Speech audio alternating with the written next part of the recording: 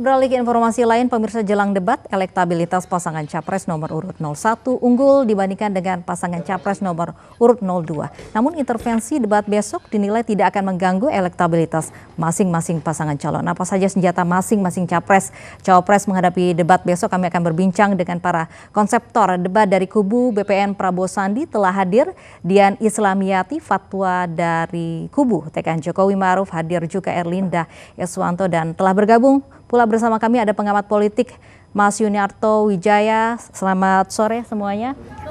Baik, selamat sore juga Mas Yunarto yang sudah bergabung bersama kami. Mas Yunarto. Sore. Baik. Nah, sebelum kita menanyakan kesiapan dari masing-masing kubu, kita tanyakan dulu terlebih dahulu. Ini ada rilis terbaru Mas Yunarto, elektabilitas jelang satu hari jelang debat besok seperti apa? Iya, ini survei yang dilakukan pada tanggal 22 Desember sampai 2 Januari kemarin. Jadi beberapa temuan bukan hanya tentang Pilpres ya, sebetulnya bagaimana kita lihat juga bagaimana peta elektoral untuk Pileg terakhir. Kalau untuk Pilpres sendiri kita lihat ada stagnasi.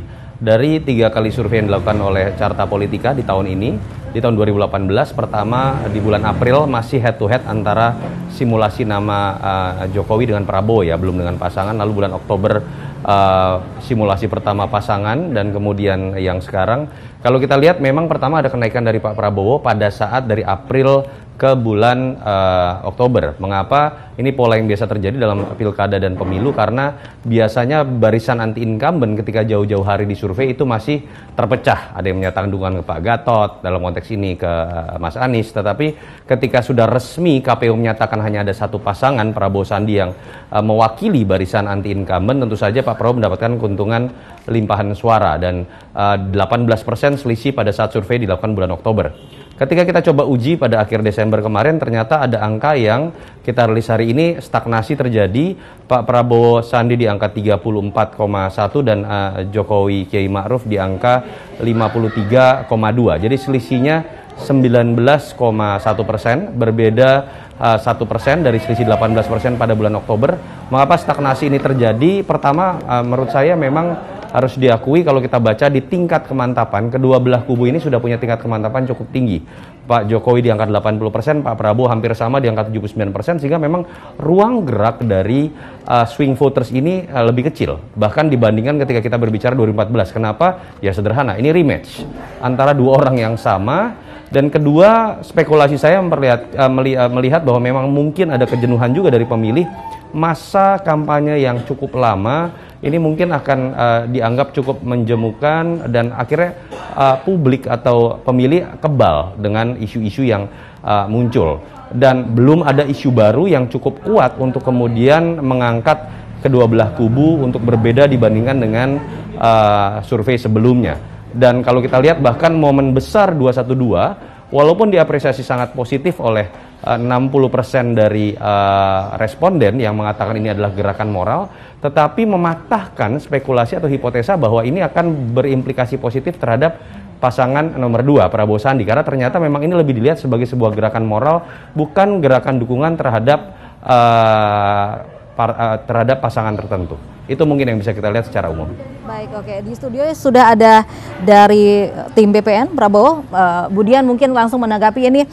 Datanya mungkin Prabowo Sandi masih kalah jauh, tapi tadi ada selisih yang memang sangat tipis, 19,1% begitu. Tanggapan dari tim BPN Prabowo Sandi seperti ya, jadi begini Mbak, kalau kita lihat memang dalam survei yang kita lakukan internal, sebetulnya selisihnya 5-6%.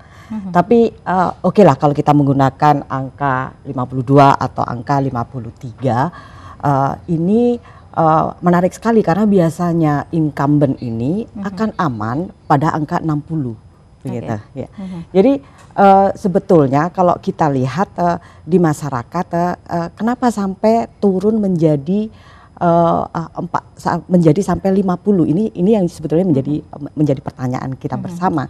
Nah, kekuatan kenapa sampai 50 sampai 53, kami punya kekuatan di tingkat relawan yang itu tentu tidak dipunyai oleh tim sebelah ya, oleh timnya Mbak Erlinda yang militansinya luar biasa. Kalau kita lihat bahwa kemarin misalnya ketika kita akan menyiapkan pidato kebangsaan, kami setengah mati harus bagaimana mencari jalan mengakomodir relawan-relawan yang tidak ingin mereka ditolak, mereka ingin datang. Ada yang sampai ribuan, kami setengah mati sampai jam 12 malam dan akhirnya kita putuskan untuk menerima relawan.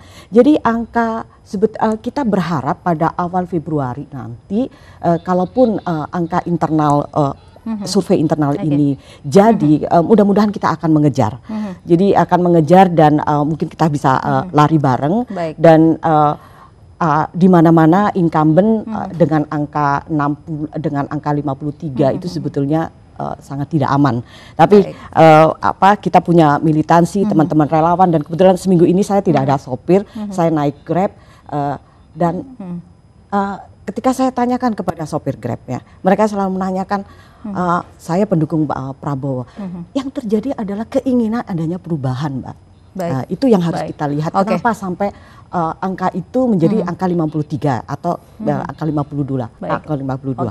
Kemudian memiliki optimisme bahwa tentu ini saja merupakan waktu yang cukup baik untuk mendongkrak elektabilitas sehari jelang debat besok. Kalau dari tim TKN Jokowi Ma'ruf mungkin santai-santai saja melihat elektabilitas ini masih jauh di atas begitu. Yang pasti di sini saya mau bilang bahwa kita adalah kampanye damai dan kita untuk satu Indonesia. Jadi saya mau tos dulu 0102 kita adalah Indonesia. Jadi apapun di sini kita akan ajarkan masyarakat, kita edukasi masyarakat bahwa di sinilah sportivitas. Anggap sendiri adalah satu kompetisi, tapi di sini kompetisi yang untuk mengedukasi, yang mendidik masyarakat. Artinya kami dari pasangan 01 sangat yakin sekali dan Allah bersama kami. Jadi tidak hanya kami, tapi kami adalah representasi masyarakat. Jadi Pak Jokowi dan Pak Kiai Ma'ruf Amin ini bukan keinginan mereka, tapi adalah representatif dari masyarakat dan kami yakin insya Allah pasti itu berkah dari Allah, itu akan bisa. Mengapa? Karena tidak hanya relawan yang kami militan, tapi saat ini pun juga yang mereka saat ini tertidur, mereka sekarang berani. Contoh saja dari sahabat-sahabat kami, dari orang-orang kecil sampai yang kemarin kaum intelektual yang semuanya tidak ingin dilihat. Mereka rata-rata profesional, apalagi mereka lulusan luar negeri, mereka tidak ingin sekali untuk 01 atau 02 seperti itu. Tapi kemarin mereka menyatakan dengan sejelas-jelasnya bahwa kami adalah relawan dan mereka rata-rata intelektual. Dan ini bisa dalam arti kata kami tidak menakuti 02, tapi ayo kita bersama-sama kita berikan yang terbaik program apa. Karena kami pun juga diberikan program-program yang sangat bagus dan ini membuka masyarakat juga. Dan yang paling utama adalah kedamaian, kenyamanan. Saya katakan, jika 02 menang, apakah akan ada hal yang membahagiakan? Otomatis akan ada fear di situ, ketakutan. Kenapa? Belum tentu nanti mereka itu bisa, biasanya presiden berganti, kebijakan berganti. Sementara kebaikan untuk pada masyarakat belum. Apalagi sekarang kepastian hukum. Kepastian hukum saat ini apalagi diketahui saya adalah pemerhati anak. Anak perempuan tidak pernah didengar pada masa-masa zaman beberapa waktu yang lalu. Tapi pada saat Bu Mega di situ beliau mengeluarkan Undang-Undang Perlindungan Anak. Pada saat zamannya Bu Mega pun juga ada Undang-Undang KDRT. Pada saat zamannya Pak SBY kita acungin jempol. Dan Impres nomor 5 tahun 2014 itu dilanjutkan oleh Pak Presiden kita dengan dana triliunan. Itu untuk siapa? Untuk kaum milenial. Nah, artinya di sini kami yakin ada tidak hanya milenial tapi juga non afiliasi, apalagi kita paham kalau Pak Kiai Haji Ma'ruf Amin itu jelas-jelas ulama besar dan sebagainya, dan kekuatan-kekuatan itu luar biasa. Dan yang pasti kami yakin kompetisi ini akan menjadi kompetisi yang luar biasa pastinya ya Mbak Dian ya. Kita harap kompetisi ini akan kompetisi sehat ya. Pasti, pastinya Nanti sehat. saya akan tanyakan kepada Mas Yunarto faktor-faktor apa saja yang mendongkrak elektabilitas dari pasangan calon yang akan sehari jelang debat besok. Usai jeda pemirsa, ini sore akan kembali.